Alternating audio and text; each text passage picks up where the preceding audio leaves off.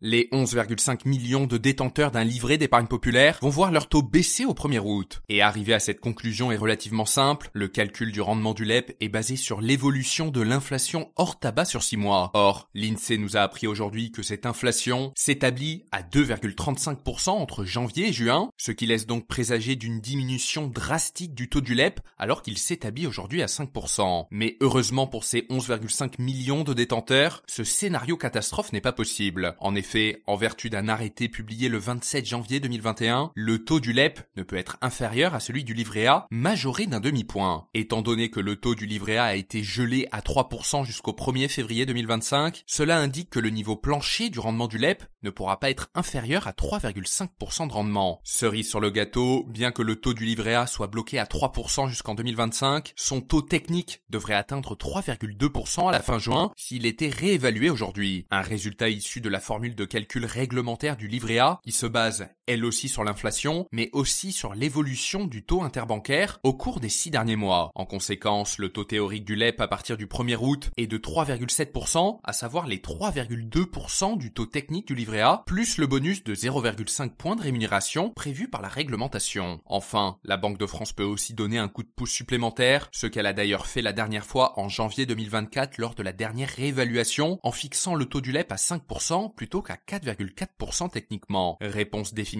mi-juillet après les élections législatives qui pourraient, en fonction du gouvernement qui prendra place, apporter un nouveau coup de pouce aux épargnants.